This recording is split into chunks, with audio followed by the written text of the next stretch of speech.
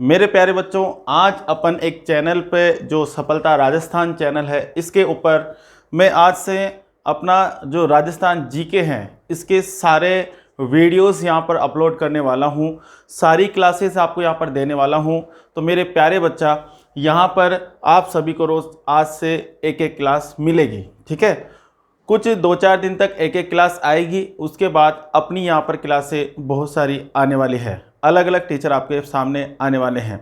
तो dear students, आप सभी से अनुरोध है कि सभी यहाँ से अपनी स्टडी को जारी रखें, और जो मेरे से ऑफलाइन क्लासेस ले रहे हैं उन बच्चों से भी अनुरोध है, स्पेशली वो बच्चे जिनका एग्ज़ाम अभी नियरेस्ट है, जैसे रीट फर्स्ट लेवल और सेकेंड लेवल। फर्स्ट लेवल के अंदर और सेकेंड लेवल के अंदर बहुत सारे ऐसे टॉपिक है जो नए जुड़े हैं। उन टॉपिक्स को मैं ये ऑनलाइन एक माध्यम है कि मैं उनको पूरा करवाऊंगा। देखो, अभी मेरा जो पूरा फोकस रहेगा वो सिर्फ और सिर्फ रीट के ऊपर रहेगा, ठीक है, क्योंकि रीट का एग्ज़ाम पास में है। रीट के एग्ज़ाम में जो अभी जुड़े हैं, जैसे अगर बात करें लेवल 1 की बात करूं तो लेवल 1 के अंदर बहुत सारे ऐसे टॉपिक जुड़े हैं, जैसे पर्वतारोहण जुड़ा है, जल व जल के गुण जुड़े हैं, और प्रमुख पर्वतारोही जुड़े हैं, कल्चर के अंदर जुड़े हुए हैं। जो जितने भी अपडेट्स हुए हैं वो सारे के सारे नवीन पाठ्यक्रम के अनुसार अपन यहाँ पर सारी क्लासें स्टार्ट करेंगे। यहाँ पर अगर मैं बात करूँ, एक क्लास जो होगी वो टोटली रीट के लिए एस्पिरेंट होगी। रीट का उसके अंदर कोर्स करवाया जाएगा, और आशा करता हूँ कि मैं आप सभी को यहाँ पर रीट का जो संपूर्ण नवीन पाठ्यक्रम है वो सारा का सारा कोर्स 23 मार्च के पहले करवा दूँ। मेरे प्यारे स्टूडेंट्स, अभी आप कोचिंग कर रहे हो, वहाँ पर आपको टाइम नहीं मिला, ठीक है, वहाँ पर आपका कोर्स पूरा नहीं हुआ, तो आप अपने सपनों को साकार अपने इस सफलता राजस्थान से कर सकते हो। ये चैनल स्टार्ट करने का एक ही उद्देश्य है कि आप सभी को ज़्यादा से ज़्यादा मैं अपने नोट्स जो मैंने स्वयं लिखे हैं, मेरा स्वयं का जो एक्सपीरियंस है, मेरे साथ मेरी जो टीम है सफलता राजस्थान की, वो तमाम टीम आप सभी के सामने आने वाली है। मेरे प्यारे बच्चा, ये जो चैनल है, इस चैनल के अंदर जो एक क्लास रोज आएगी वो क्लास आएगी रीट की।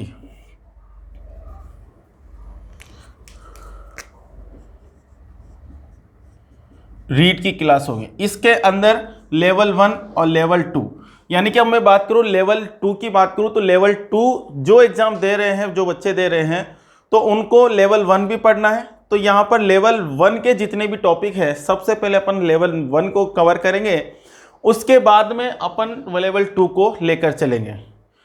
इसके बाद यहाँ पर और भी बहुत सारी क्लासेस आपके सामने आ रही है। जैसे अगर मैं बात करूं साइंस यहाँ पर आ रही है आपकी पूरी लेवल 1 में जितनी भी साइंस है वो सारी की सारी आपको यहाँ पर मैं खुद पढ़ाऊंगा आप सभी को। ज्योग्राफी यहाँ पर मेरा एक जो बोला जाता है ना कि ज्योग्राफी मेरा सबसे प्रिय सब्जेक्ट है, वो मैं आपको सबसे पहले ज्योग्राफी के जितने भी टॉपिक है, अपडेट्स हुए, वो बताऊंगा। उसके बाद अपन बात करेंगे साइंस की। तो यहाँ पर रोज आपको 2 क्लासेस मिलेगी, अभी कुछ दिनों तक 2 क्लासेस आपको मिलेगी। इसके बाद में आप सभी को यहाँ पर मैथ की क्लास भी मिलेगी, रीजनिंग की क्लास भी मिलेगी। सारी क्लासों का अपडेट्स आपके सामने रोज के रोज आएगा। आपका सपोर्ट चाहिए आप सभी को। अगर यहाँ से अगर आप अच्छे से पढ़ते हो, जो कोचिंगों में ऑफलाइन पढ़ाता हूँ वही यहाँ पर पढ़ाऊँगा, उससे भी अच्छा यहाँ पर आपको पढ़ा के दिखाऊँगा, ठीक है बच्चों। आज अपन इस चैनल के अंदर सफलता राजस्थान ऑनलाइन क्लासेस यहाँ पर स्टार्ट कर रहे हैं, और वो मेरे द्वारा किया जा रहा है। अपने ऑफलाइन बेसिस भी है, लेकिन ऑनलाइन क्लासेस मैं उनके लिए, क्योंकि अपनी जो कोचिंग क्लासेस है वो रामपुरा रोड पर है, और रामपुरा रोड के अंदर यहाँ पर बहुत सारे बच्चे यहाँ तक नहीं पहुँच पाते। उन सभी बच्चों को तक पहुँचने के लिए मैं यहाँ पर आप सभी को ऑनलाइन एक माध्यम है, उस माध्यम से मैं आपको पढ़ाऊँगा। मेरे प्यारे बच्चा, यहाँ पर अगर मैं बात करूँ तो आज एक टॉपिक मैं यहाँ पर लेता हूँ। सबसे पहले भूगोल की बात करूँ तो भूगोल के अंदर देखो किस तरीके के क्वेश्चन आजकल पूछे जा रहे हैं। रीट के लिए एस्पिरेंट क्लास, रीट के लिए, ठीक है, राजस्थान के जितने भी एग्जाम है उनके अंदर तो पूछा ही जाएगा। जैसे अगर मैं बात करूँ ज्योग्राफी की बात करूँ तो ज्योग्राफी देखो प्रत्येक एग्जाम में अगर पूछी जा रही है, अगर राजस्थान की पूछी जा रही है तो राजस्थान का यहाँ से क्वेश्चन आएगा। लेकिन ये जो टॉपिक है, ये वीडियो है, टोटली रीट के लिए है। रीड के लिए है। अगर कोई बच्चा अगर जिसने कोर्स कर भी लिया हो तो वो यहाँ पर देखे, और एक क्रैश कोर्स मैं यहाँ पर लेकर आ रहा हूँ और उसी क्रैश कोर्स को मैं यहाँ पर दिखाने जा रहा हूँ। ठीक है बच्चे, स्टार्ट करता हूँ। यहाँ पर सबसे पहले मैं आपको भूगोल के बारे में बिल्कुल बेसिक सी बात बताऊंगा। देखो बच्चे, यहाँ पर भूगोल, एक शब्द आपने सुना होगा भूगोल। देखो शब्दावलियों की बात करें तो एक क्वेश्चन पूछ लिएगा पिछली बार कि ज्योग्राफी शब्द की उत्पत्ति कैसे हुई। ज्योग्राफी शब्द की जो उत्पत्ति कैसे हुई, इस तरीके से एक प्रकार के क्वेश्चन पूछे जा रहे हैं। तो छोटे छोटे क्वेश्चन है, इसको नेग्लेक्ट नहीं करना। तो यहाँ पर अगर ज्योग्राफी शब्द की उत्पत्ति पूछ लिया तो अपन को ये भी पूछ सकता है कि भूगोल शब्द की उत्पत्ति कैसे हुई।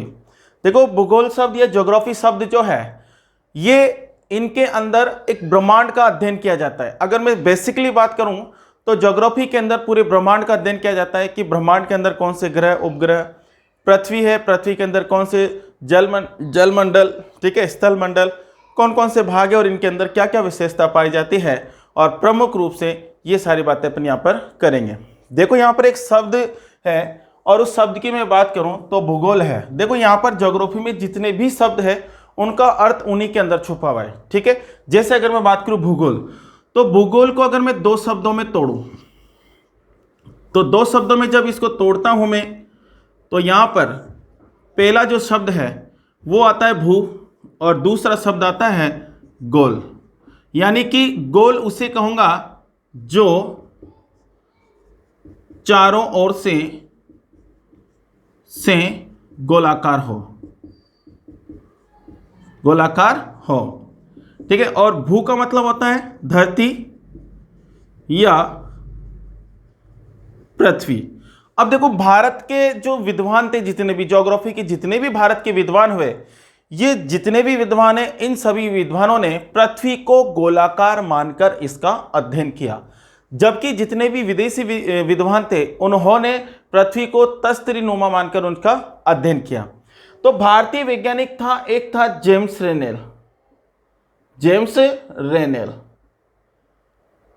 इस जेम्स रेनेल की मैं बात करूं तो जेम्स रेनेल जो था ये भारतीय वैज्ञानिक था और भारत की तरफ से क्या कर रहा था, अध्ययन कर रहा था। जेम्स रेनेल ने कहा, इसने कहा कि ब्रह्मांड में एक ऐसी संरचना, ब्रह्मांड में एक ऐसी संरचना जिसे धरती या पृथ्वी कहा जाए और जो चारों तरफ से गोलाकार की हो, जो चारों तरफ से गोलाकार की हो, इसके अध्ययन को क्या कहते हैं, भूगोल कहते हैं। इसलिए जेम्स रेनेल को भारतीय भूगोल के पिता कहा जाता है। तो भारतीय भूगोल के पिता कौन है मेरे भाई, जेम्स रेनेल। जेम्स रेनेल, ये जो जेम्स रेनेल है इसको भारतीय भूगोल के पिता कहा जाता है। तो भूगोल शब्द की उत्पत्ति आपको समझ में आई होगी। अब चलते अपन आगे।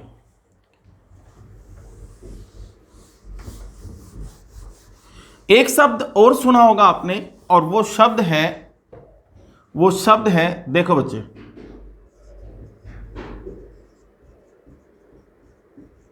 मैंने कहा कि ज्योग्राफी जो शब्द है, जैसे यानी कि भूगोल के अंदर जितने भी शब्द है उनके अर्थ उन्हीं के अंदर छुपे हुए। जैसे एक शब्द मैंने ज्योग्राफी लिखा तो इसके अंदर देखो एक तो जियो हो गया और दूसरा ग्राफी हो गया। यानी कि जियो का मतलब होता है धरती या पृथ्वी और ग्राफी का मतलब होता है वर्णन। ठीक है, यानी कि धरती या पृथ्वी का वर्णन करना ही क्या कहलाता है, ज्योग्राफी कहलाता है। धरती या पृथ्वी का वर्णन करना ही ज्योग्राफी कहलाता है। कोई दिक्कत बच्चे? देखो भाई, अब देखो ज्योग्राफी की बात करूं या फिर अगर मैं यहां पर एक शब्द है जैसे ज्योग्राफिया, ज्योग्राफिया,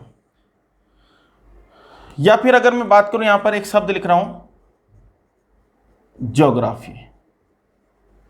देखो भाई, ये ज्योग्राफी शब्द की उत्पत्ति, इस ज्योग्राफी शब्द की जो उत्पत्ति वो कैसे हुई, एक शब्द है भाई यहां पर ज्योग्राफिया। इस ज्योग्राफिया शब्द से ही ज्योग्राफी शब्द की उत्पत्ति हुई है। ये जोग्राफिया शब्द जो लिया गया है वो अंग्रेजी भाषा से लिया गया है। किस भाषा से लिया गया है? अंग्रेजी भाषा से लिया गया है। अब देखो, पूरे विश्व के जो वैज्ञानिक थे ये क्या कर रहे थे? पृथ्वी पर अध्ययन कर रहे थे। अब देखो, पृथ्वी पर पूरे ब्रह्मांड पर अध्ययन कर रहे थे, लेकिन उन पूरे विश्व के वैज्ञानिकों में कुछ ऐसे वैज्ञानिक थे जो अपना सबसे महत्वपूर्ण उन्होंने मत प्रस्तुत किया ब्रह्मांड के ऊपर। जैसे अगर मैं बात करूं यूनान और रोमन, इन दो देशों के जो वैज्ञानिक हैं, इन दो देशों के वैज्ञानिकों ने ब्रह्मांड पर या पृथ्वी पर या ज्योग्राफी पर अपने सर्वश्रेष्ठ मत दिए। इसलिए इन दोनों देशों के वैज्ञानिकों को ज्योग्राफी के डायमंड कहा जाता है। अब देखो इनके कौन कौन से, आप सभी ने सुन रखा होगा अरस्तु, आप सभी ने सुना होगा इरेथो स्थतनीज, आपने सब सुना होगा हेरोडोटस, सुना है ना सभी ने? ठीक है, तो अरस्तु, इरेथोस्थनीज और हेरोडोटस, हिकेटियस, और भी बहुत सारे वैज्ञानिक है, हिकेटियस, थेल्स। अब यहां पर बहुत सारे वैज्ञानिक थे, यहां पर बहुत सारे वैज्ञानिक थे। अब देखो, ये सारे के सारे यूनान व रोमन के वैज्ञानिक थे। ये सारे के सारे कौन है बच्चे? यूनान व रोमन के वैज्ञानिक है। अब देखो यहां पर, अब यहां पर एक व्यक्ति था, और वो व्यक्ति कौन था? इरेथोस्थनीज। इरेथोस्थनीज, ये जो इरेथोस्थनीज है, ये इरेथोस्थनीज यूनानी वैज्ञानिक था। कौन सा वैज्ञानिक था? यूनानी वैज्ञानिक था। ये जो यूनानी वैज्ञानिक है, इसने दूसरी सदी और तीसरी सदी में, दूसरी व तीसरी सदी में ज्योग्राफी शब्द की उत्पत्ति की। किसकी उत्पत्ति की? ज्योग्राफी शब्द की उत्पत्ति की। इसने क्या कहा कि मैंने ज्योग्राफी शब्द की उत्पत्ति की और मैंने ज्योग्राफी शब्द ज्योग्राफिया शब्द से बनाया। यानी कि ज्योग्राफी शब्द की उत्पत्ति ज्योग्राफिया शब्द से हुई है।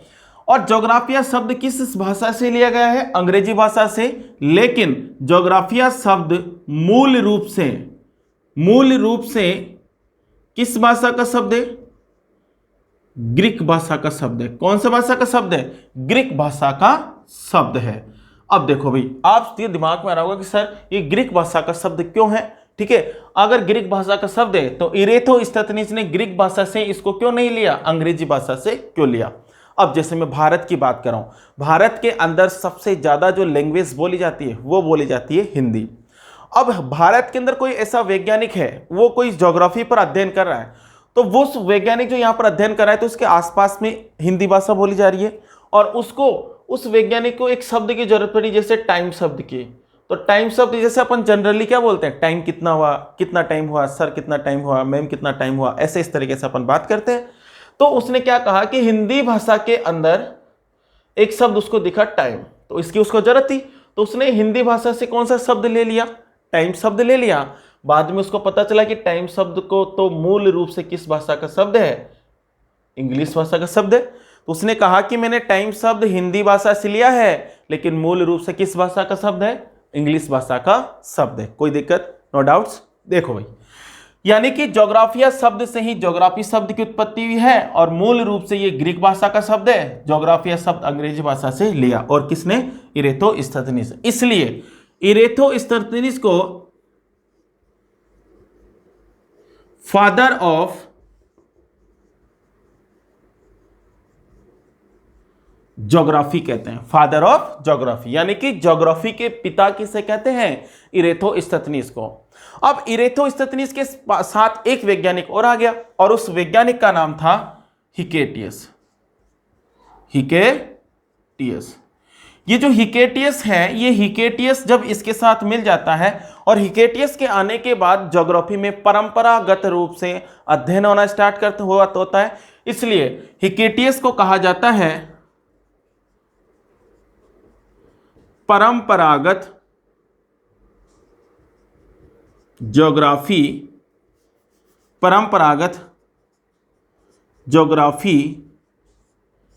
के पिता। परंपरागत ज्योग्राफी के पिता कौन है? हिकेटियस है। ठीक है, और आधुनिक ज्योग्राफी के जो पिता है, आधुनिक ज्योग्राफी के पिता वो कौन है? वो हम्बोल्ट वैज्ञानिक है। ठीक है भाई, यानी कि अलेक्जेंडर हम्बोल्ट जो है वो आधुनिक ज्योग्राफी के पिता कहलाते हैं। चले आगे, यहां तक क्लियर। अब चलते हैं अपन अपने भारत की ओर। कौन कौन से इंपॉर्टेंट क्वेश्चन है? तो क्रैश कोर्स में यहाँ पर रीड का कोर्स लेकर आ रहा हूं, इसको आप घर पे बैठकर आराम से देखें, कोई दिक्कत नहीं समझे। ठीक है, और ये रीड के लिए ही नहीं है, ये सभी के लिए है। ठीक है, स्पेशली रीड के अंदर तो आएगा ही आएगा, लेकिन यहाँ पर जो मैं स्टार्ट कर रहा हूँ वो इंडियन ज्योग्राफी स्टार्ट कर रहा हूँ भाई। किस क्या स्टार्ट कर रहा हूँ? इंडियन ज्योग्राफी, यानी कि यहाँ पर मैं स्टार्ट कर रहा हूँ भारतीय भूगोल। और भारतीय भूगोल की बात करें बच्चे, तो भारतीय भूगोल की बात करें तो भारतीय भूगोल से कौन कौन से क्वेश्चन आज दिन तक पूछे गए हैं? देखो, ये अपना भारत है,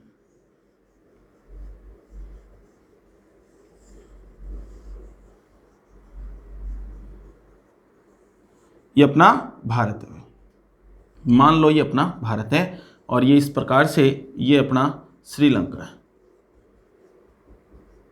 ठीक है, अब इस भारत की बात करूं तो भारत को बहुत सारे अक्षांश और देशांतर काटते हैं। अब क्वेश्चन आता है कि सर अक्षांश और देशांतर क्या होते हैं? देखो, अक्षांश व देशांतर क्या होते हैं? अक्षांश और देशांतर, देखो भाई ये पूरी पृथ्वी है। देखो, अक्षांश और देशांतर के अलग ही अपन क्लास में पढ़ेंगे, अलग ही क्लास लूंगा उसके में, लेकिन यहां पर थोड़ा सा बेसिक बता देता हूं कि देखो ये यहां पर इस पृथ्वी का ये तो हो गया नॉर्थ पोल, और ये कौन सा हो गया? South pole. ठीक है भाई, या देखिए नॉर्थ पोल को साउथ पोल से मिलाने वाली काल्पनिक रेखाओं को तो क्या कहेंगे? देशांतर, यानी कि लॉन्गिट्यूड। यानी कि नॉर्थ पोल को साउथ पोल से कनेक्ट करने वाली जो लॉन्गिट्यूड है, जो लाइन है, उसी को अपन लॉन्गिट्यूड कहेंगे। ठीक है, अब देखो भाई यहां पर पश्चिमी और यहां पर पूर्वी, यानी कि पश्चिमी दिशा से पूर्वी दिशा की तरफ खींची गई काल्पनिक रेखा, यानी कि इमेजिनरी लाइन, यानी कि नॉर्थ पोल को साउथ पोल से मिलाने वाली जो इमेजिनरी लाइन है, नॉर्थ पोल को साउथ पोल से मिलाने वाली इमेजिनरी लाइन है, उसी को क्या कहेंगे? लॉन्गिट्यूड। और यहां से पश्चिमी दिशा से पूर्वी दिशा की तरफ मिलाने वाली जो इमेजिनरी लाइन है, उसी को क्या कहेंगे? अब लैटिट्यूड। ठीक है भाई, इस तरीके से अपन चलते हैं। अब देखो यहां पर पूरे भारत को क्या अक्षांश और देशांतर काट रहे होंगे क्या? पूरे भारत को ही नहीं, पूरे विश्व में जितने भी देश है सबको अक्षांश और देशांतर काट रहे हैं, पूरी पृथ्वी को अक्षांश और देशांतर काट रहे हैं। तो देखो भारत में भी अगर मैं बात करूं तो लगभग 30 देशांतर और 30 अक्षांश भारत को काटते हैं। लेकिन अपन को 30 के 30 तो याद नहीं करना, अपन को तो वो चीज याद करनी है जो अपने एग्जाम के पॉइंट ऑफ व्यू से है। जैसे यहां पर चल रही है एक रेखा है, उस रेखा को बोलते हैं 23.5 डिग्री। कितना डिग्री है? 23.5 डिग्री। 23.5 डिग्री जो है इसको कहेंगे 23.5 डिग्री उत्तरी अक्षांश। ये जो 23.5 डिग्री उत्तरी अक्षांश है इसी को कहते हैं कर्क रेखा। ठीक है, ये कर्क रेखा भारत को 2 समान भागों में बांट रही है, यानी कि ये उत्तरी भारत हो गया, और ये कौन सा भारत हो गया? दक्षिणी भारत। ठीक है भाई, तो सबसे इंपॉर्टेंट बात ये याद रखनी कर्क रेखा की कि ये उत्तर भारत को दक्षिण भारत से सेपरेट करता है, अलग करता है। ठीक है, इसके बाद में देखो यहां पर कितने स्टेट से गुजरती है, इस प्रकार से क्वेश्चन आएगा। तो यहां पर ये गुजरात हो गया, इसके बाद में अपना प्यारा सा राजस्थान आ जाता है, इसके बाद में यहां पर एमपी आ जाएगा, यहां पर छत्तीसगढ़ आ जाएगा, और यहां पर अपना झारखंड धोनी का घर, और यहां पर पश्चिमी बंगाल, और यहां पर त्रिपुरा आ जाएगा, और इस जगह पर मिजोरम। ठीक है मेरे बच्चे, तो यहां पर 1 2 3 4 5 6 7 और 8, यानी कि 8 राज्य जो है कर्क रेखा, 8 राज्यों से कर्क रेखा गुजरती है। अब क्वेश्चन कैसे पूछा जाएगा? देखो कर्क रेखा के बारे में आपको क्या बेसिक जानकारी होना चाहिए आपके पास में एग्जाम के लिए। देखो ये कितने राज्य से गुजरती है? तो राज्य बता देना आप भाई, 8 राज्यों से। ठीक है, अब 8 राज्य कौन कौन से हैं? देखो भाई 8 राज्य कौन कौन से हो गए? गुजरात, राजस्थान, एमपी, छत्तीसगढ़, झारखंड, पश्चिम बंगाल, त्रिपुरा और मिजोरम। कोई दिक्कत? No doubt. चले आगे। देखो बच्चे, कर्क रेखा के बारे में एक बात और याद देंगे कि भारत को 2 भागों में बांटती है, भागों में बांटता है। अब देखो यहां पर अगर कर्क रेखा की बात करें तो ये भारत को 2 भागों में बांट रही है, जबकि पूरी पृथ्वी को 0 डिग्री भूमध्य रेखा 2 भागों में बांट रही है। पूरी पृथ्वी को कौन सा अक्षांश 2 भागों में बांटता है? तो 0 डिग्री भूमध्य रेखा, या फिर 0 डिग्री विषुवत रेखा, या फिर 0 डिग्री इक्वेटर लाइन जो है वो पूरी पृथ्वी को 2 समान भागों में विभाजित कर रहा है। यहां तक क्लियर है? No doubts. ठीक है, कोई भी अगर आपके पास डाउट हो कमेंट बॉक्स में लिखिए, उसका डाउट जो है नेक्स्ट जो क्लास होगी अपनी उसके अंदर सबसे पहले डाउट को क्लियर करूंगा, उसके बाद में मैं आगे बढ़ूंगा। ठीक है बच्चे, चलते हैं आगे। तो ये कितने हो गए? ये 8 राज्य। अब 8 राज्य ये हो गए। अब देखो इनको किस तरीके से क्वेश्चन पूछा जाएगा कि निम्न में से कर्क रेखा कौन से राज्य से नहीं गुजरती या कौन से राज्य से गुजरती है, या फिर इनको पश्चिम से पूर्व की ओर क्रम से पूछ लिया जाएगा या पूर्व से पश्चिम की ओर क्रम से पूछ लिया जाएगा। चलें आगे। तो मैं आपको एक ट्रिक बताता हूं, ये ट्रिक बहुत ज्यादा इंपॉर्टेंट है बच्चे। देखो, गुरुम छज्जा पवित्रम, ग से क्या बना? गुजरात, फिर राजस्थान, फिर एमपी, फिर छत्तीसगढ़, फिर झारखंड, फिर पश्चिमी बंगाल। वी को साइलेंट कर दो, और ये त्रिपुरा, और ये मिजोरम।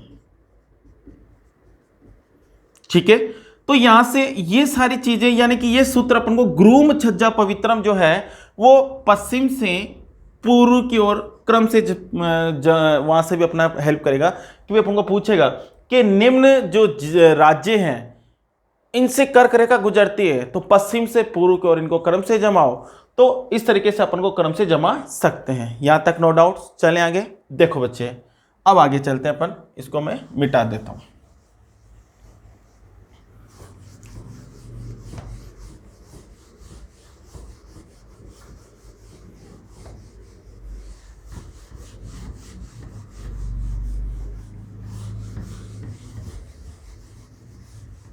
देखो भाई, अब देखो और क्या क्वेश्चन पूछे जा रहे हैं।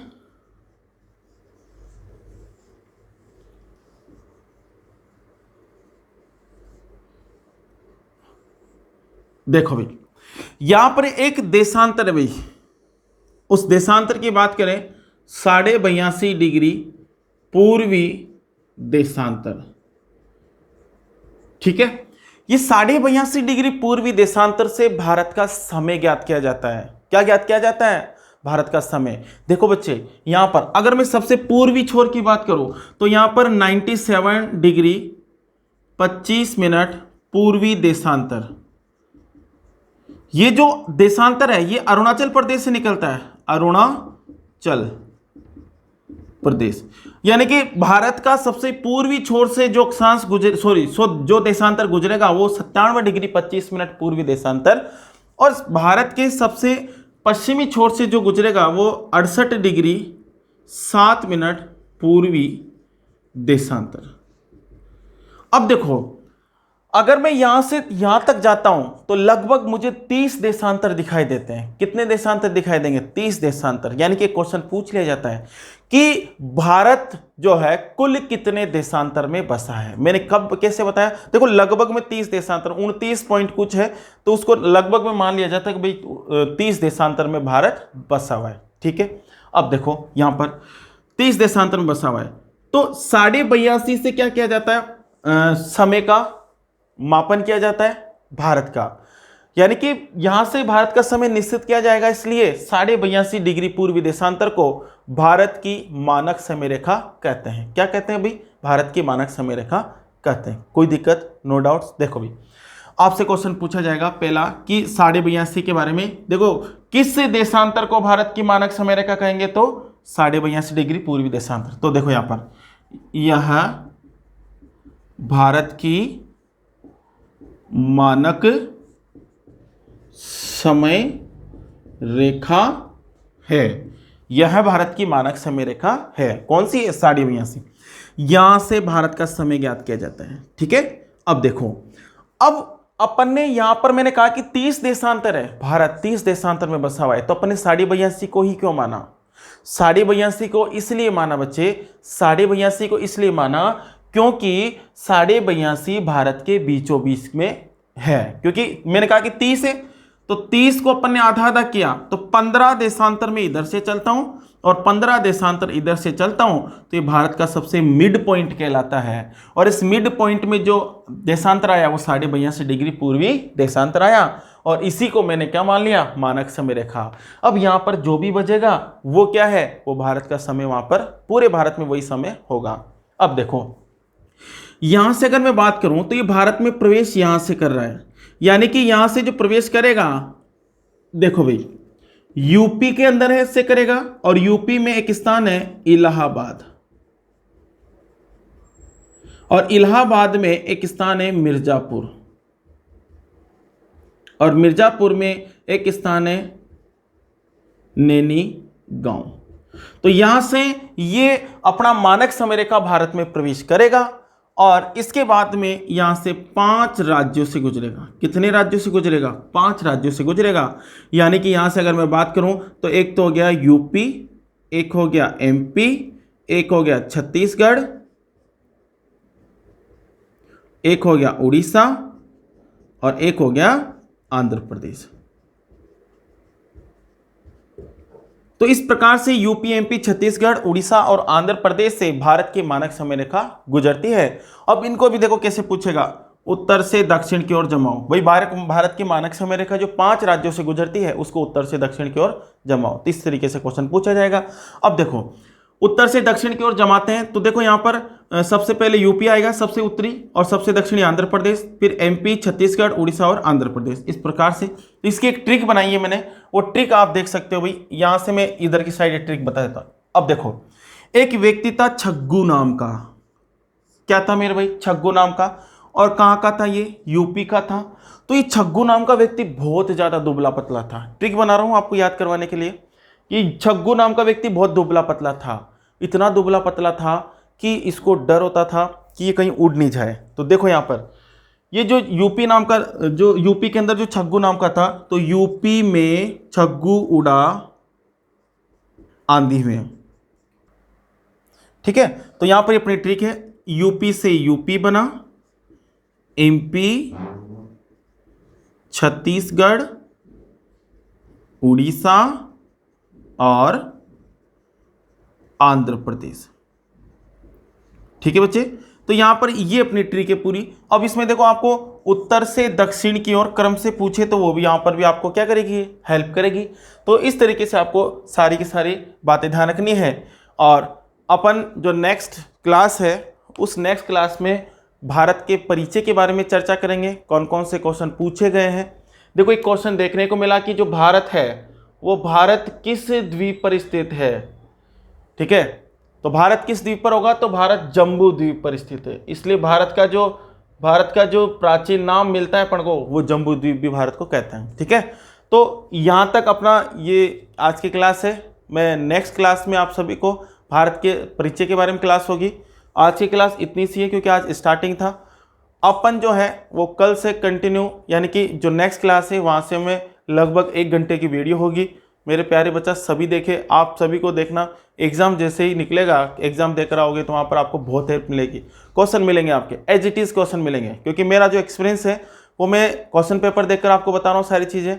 और लगभग मेरा 5 साल का टीचिंग एक्सपीरियंस है, उस टीचिंग एक्सपीरियंस से मैं आपको बता रहा हूँ जितने भी सारी इंपॉर्टेंट चीज़ें हैं। ठीक है, तो यहाँ पर एक क्रैश कोर्स है रीड का, ये क्लास, ये जो एक क्लास होगी रीड की क्रैश कोर्स की होगी, और जो दूसरी क्लास आएगी वो अपने पटवार ठीक है, वो अपना SSC और उसके हिसाब से आएगी। ठीक है, तो यहाँ पर अपन सभी क्लासेस स्टार्ट करें बैक टू बैक। ये क्लास आप सभी का, इस क्लास को देखे कितना प्यार मिलता है, अपने जानने वालों को सब बताइए। ऑफलाइन में मेरे से जो भी पढ़ रहे हैं, प्रेजेंट टाइम में मेरे से ऑफलाइन क्लासेस के अंदर लगभग 700 से 800 बच्चे पढ़ रहे हैं। तो 700 से 800 बच्चे खुद भी देखें, अपने जो जानने वाले हैं, मित्र हैं, दोस्त हैं, उनको भी बताएं, और देखते हैं कितना आप इस वीडियो को पसंद करते हो। और जितना आप ज़्यादा इस वीडियो को प्यार करोगे, जितना मुझे प्यार करोगे, मैं आप सभी को उतना ही करूँगा और उतना ही सपोर्ट करता रहूँगा। हमेशा आपके लिए हाजिर रहूँगा। टेस्ट पेपर भी लेकर आ रहा हूँ, बहुत बड़ा धमाका करने वाला हूँ। एक बार इस वीडियो को, इस क्लास को देखिए, अपना जो मत है, जो अपने जो विचार है कि सर हाँ आप कीजिए, बस ताबड़तोड़ वीडियो डालिए, इस तरीके से हम आपके साथ हैं, एक बार कमेंट बॉक्स में लिख दीजिएगा कि हाँ बिल्कुल सर, आप लगातार क्लास लगाइए तो मैं कंटिन्यू आपकी क्लास लगाऊंगा। ठीक है, आपका सपोर्ट चाहिए, कुछ नहीं चाहिए। मैं आपसे कोई पैसे नहीं मांग रहा हूँ, मैं आपसे कुछ नहीं मांग रहा हूँ। अपना मेरा जो भी टाइम बचता है ऑफलाइन क्लासेस के बाद, मैं यहाँ पर आपको टाइम दूंगा। ठीक है, और आपके साथ हूँ, आपकी मेहनत, आप मेहनत करो, मैं भी आपके साथ मेहनत कर रहा हूँ। ठीक है दोस्तों, पूरी राजस्थान जीके कराऊंगा, पूरी राजस्थान जीके रीट के पहले करवाने का मेरा वादा है, पूरी की पूरी राजस्थान जीके। ठीक है, तो तब तक के लिए अगले वीडियो के लिए इंतज़ार कीजिए। इस वीडियो को देखिए, नोट्स बनाइए। जय हिंद, जय भारत। और सफलता चैनल को आप लाइक, सब्सक्राइब जो भी करो वो कर दीजिए, आपको अगर अच्छा लगे तो। ठीक है, धन्यवाद।